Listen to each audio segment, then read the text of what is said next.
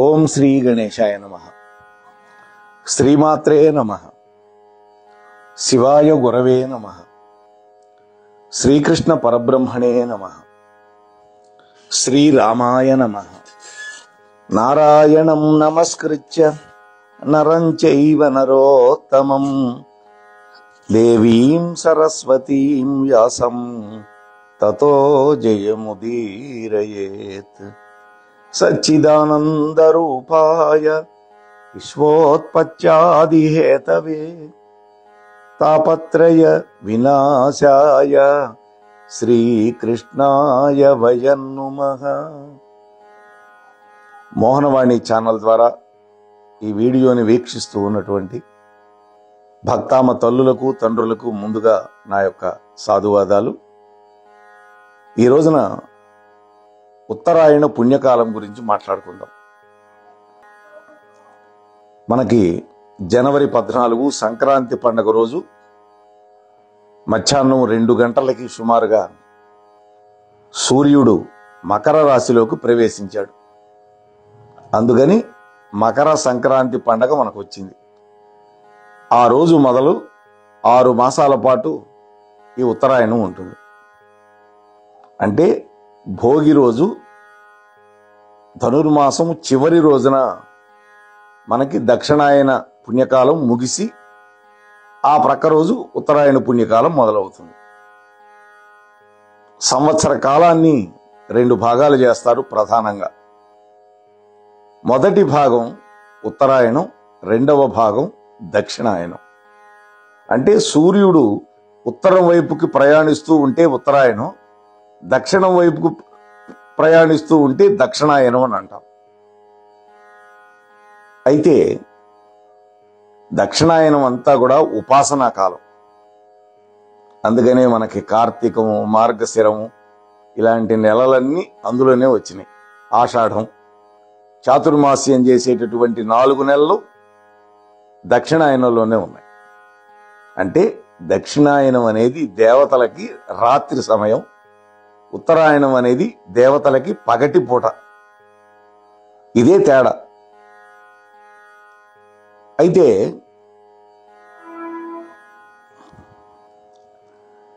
ఉత్తరాయణం పుణ్యకాలం అంటే దక్షిణాయనం పాపకాలం అని అనుకోకూడదు. దక్షిణాయనం కూడా పుణ్యకాలమే. అయితే ఉత్తరాయణం అనేది విశిష్టమైనది. ఇది మనం అర్థం చేసుకోవాలి. అంటే ఎవడైనా ఒకవేళ దక్షిణాయనంలో చనిపోతే అరే రే వీడు దక్షిణాయనంలో చనిపోయాడు అని అంటే అర్థం ఏంటంటే ఉపాసనా కాలంలో చనిపోయినాడు.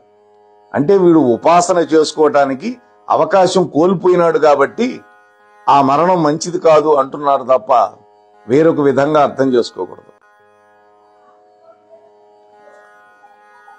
అయితే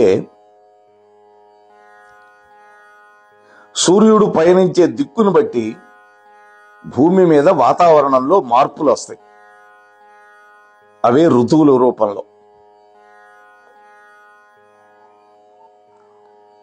సాధారణంగా ఉత్తరాయణం జనవరి 14 నుంచి మొదలై జూలై 16 వరకు ఉంటుంది.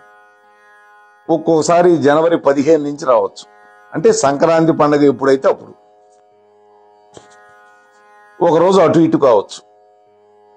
అదే దక్షిణాయన పుణ్యకాలం జూలై 16 నుంచి మొదలై జనవరి 13 లేదా 14 వరకు పూర్తవుతుంది.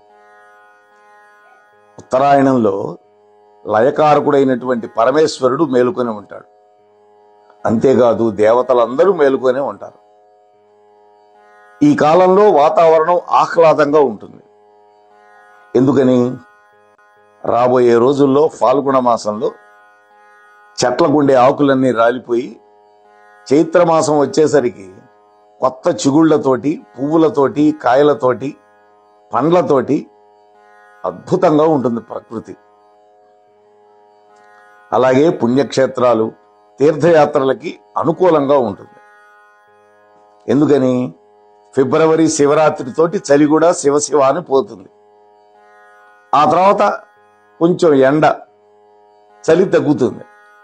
ఇప్పుడు ఉత్తర భారతదేశానికి వెళ్ళాలంటే చలికాలం పోలేం కదా. ఢిల్లీ అయితే మరీ ఘోరం, 3-4 డిగ్రీలే ఉంటుంది. అంతేకాకుండా బద్రీనాథ్, కేదార్నాథ్ ఇవన్నీ మూసేస్తారు. ఇవన్నీ మళ్ళీ ఈ ఏప్రిల్లో సుమారుగా తెరుస్తారు. అప్పటిదాకా మూతపడే ఉంటాయి. ఎందుకని? విపరీతమైన మంచు, చలి. ఇంకొకటి, దక్షిణ భారతదేశం కంటే ఉత్తర భారతదేశమే మహిమాన్వితమైనది. ఎందుకని? ఉత్తర భారతదేశంలోనే ఉత్తర కురుభూములు ఉన్నాయి, కురుక్షేత్రం ఉంది, హిమాలయ పర్వతాలు ఉన్నాయి, కేదార్నాథ్ ఉంది, కాశీక్షేత్రం ఉంది, మథుర, బృందావనం ఉన్నాయి, ద్వారక ఉన్నది. అలాగే జ్యోతిర్లింగాలు ఎక్కువగా ఉత్తర భారతదేశంలోనే ఉన్నాయి. ఇదొకటి. అట్లాగే వేద జననం కూడా ఉత్తర కురుభూముల్లో జరిగింది. కురుక్షేత్రంలో అనేకమైనటువంటి యజ్ఞాలు జరిగినాయి. త్రివేణి సంగమ ప్రాంతం అయినటువంటి ప్రయాగరాజులో అనేకమైనటువంటి యజ్ఞాలు చేశాడు బ్రహ్మ. ఇప్పుడు సంక్రాంతికి ముందు రోజు నుంచి మహాకుంభమేళా కూడా అక్కడే జరుగుతోంది 45 రోజుల పాటు. దీని గురించి కూడా మనం ఒక వీడియో చేసుకున్నాం. మన హైందవ సంస్కృతి, జ్ఞాన విజ్ఞానం, భాష, నాగరికత ఉత్తరాది వైపు నుంచే దక్షిణాది వైపుకు రావడం వల్ల సమస్త భాషలకు తల్లి అయినటువంటి సంస్కృతం ఉత్తర భారతదేశంలో పుట్టడం వల్ల కూడా ఉత్తర భారతదేశానికి ఎక్కువగా ప్రాముఖ్యత ఉన్నది. అలాగే సప్త ఋషులకి, దేవతలకి, పండితులకి ఉత్తర కురుభూములే ఆవాస నివాస స్థానాలు. అందువల్ల కూడా ఉత్తర భారతదేశం గొప్పదైంది. ముఖ్యంగా ప్రత్యక్ష నారాయణుడు సూర్య భగవానుడు ఉత్తర పథ సంచలనం చేయడం వల్ల కూడా ఉత్తరాయణానికి ఎక్కువ ప్రాముఖ్యత వచ్చింది. అలాగే సాక్షాత్తు శ్రీమన్నారాయణుడు 2 రూపాలుగా ధరించి నరుడుగా, నారాయణుడుగా తపస్సు చేసినటువంటి ప్రాంతం బద్రీనాథ్. అది కూడా ఉత్తర భారతదేశంలోనే ఉంది. అట్లాగే ఉత్తరాయణ పుణ్యకాలాన్ని హిందువులు ఎక్కువగా భావిస్తారు. అంతేకాకుండా కురుక్షేత్ర యుద్ధం 18 రోజులు జరిగింది కదా, అందులో 10వ రోజు సాయంత్రం యుద్ధరంగంలో అంపశయ్య మీద ఒరిగిపోయినటువంటి భీష్మ పితామహుడు కూడా ఇది దక్షిణాయనం అనేటువంటి ఉద్దేశ్యంతో ఆయన ఉత్తరాయణ పుణ్యకాలం వచ్చిన తర్వాత మాత్రమే ప్రాణాలు విడిచిపెట్టాడు. అది కూడా మాఘ శుద్ధ అష్టమి ఆయన ప్రాణాలు విడిచిపెట్టింది. కాకపోతే కృష్ణ పరమాత్మ ఏం చేశాడంటే ఆ తర్వాత వచ్చేటటువంటి ఏకాదశికి భీష్మ ఏకాదశి అనేటువంటి పేరు ఇచ్చాడు. వాస్తవానికి ఆయన శరీరం విడిచిపెట్టింది అష్టమి, మాఘ శుద్ధ అష్టమి. అలాగే రథసప్తమి అనేటువంటి పర్వదినం కూడా మనకి మాఘ శుక్ల సప్తమి రోజు వస్తుంది. అది కూడా ఈ ఉత్తరాయణ పుణ్యకాలంలోనే వస్తుంది. మహాశివరాత్రి కూడా ఉత్తరాయణంలోనే వస్తుంది చూడండి. అలాగే మనకు ఉగాది పండగ ఉత్తరాయణంలోనే వస్తుంది. ఈ ఉత్తరాయణంలో చెట్లు కొత్త చిగుళ్ళు వస్తాయి. ఎందుకని? శిశిరంలో ఆకులన్నీ రాలిపోతాయి, వసంతం వచ్చేసరికి కొత్త చిగుళ్ళు తొడుగుతాయి, చక్కటి పుష్పాలు వస్తాయి, కాయలు వస్తాయి. ఆ కాయలు మధురమైనటువంటి ఫలాలుగా అవుతాయి. అంతేకాదు ఈ కాలంలోనే ఎక్కువ మంది పసిపిల్లలు కూడా పుడతారు. అలాగే కన్యామణులు కూడా పుష్పవతులయ్యే కాలం కూడా ఎక్కువ ఈ ఉత్తరాయణంలోనే. ఎక్కువ ఏప్రిల్, మే నెలలో ఎండాకాలంలో పుష్పవతులు అవుతూ ఉంటారు. అలాగే స్త్రీ పురుషుల మధ్య పరస్పర ఆకర్షణ కూడా ఎక్కువగా ఏర్పడేది ఈ వసంత ఋతువులోనే. బహుశా ఇన్ని కారణాల వల్ల ఉత్తరాయణ కాలం పరమ పుణ్యప్రదమైంది అని మన యొక్క హిందూ శాస్త్రాలు, హిందూ ధర్మాలు కూడా చెబుతున్నాయి.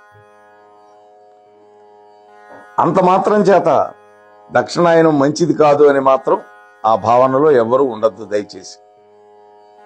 దాని ప్రాధాన్యత దానికి ఉంది. ఎందుకని? ఉపాసనా కాలం అంతా కూడా అదే. కార్తీక మాసం శివకేశవులకి ఎంతో ప్రీతిపాత్రమైనటువంటి కాలం అదే. కాకపోతే ఉత్తరాయణంలో నూతనంగా వటువులకి ఉపనయన సంస్కారాలు కూడా చేస్తారు, దక్షిణాయనంలో చేయరు. అంటే యజ్ఞ యాగాది క్రతువులు గాని, దేవాలయ ప్రతిష్టలు గాని, అలాగే ఉపనయన సంస్కారాలు గాని, వివాహాలు గాని, గృహప్రవేశాలు గాని ఎక్కువగా ముహూర్తాలు ఉండేటటువంటి సమయం ఈ యొక్క ఉత్తరాయణం.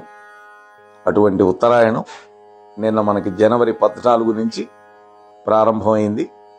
కాబట్టి ఈ ఉత్తరాయణంలో దేవతలకి పగటిపూట కాబట్టి, పరమేశ్వరుడు మనందరినీ చూస్తూ ఉంటాడు కాబట్టి, మనం కూడా చక్కగా అన్ని పనులు చేసుకొని మనం కృతకృత్యులం అవుదాం అని మీతో మనవి చేసుకుంటూ ముగిస్తున్నాను. స్వస్తి.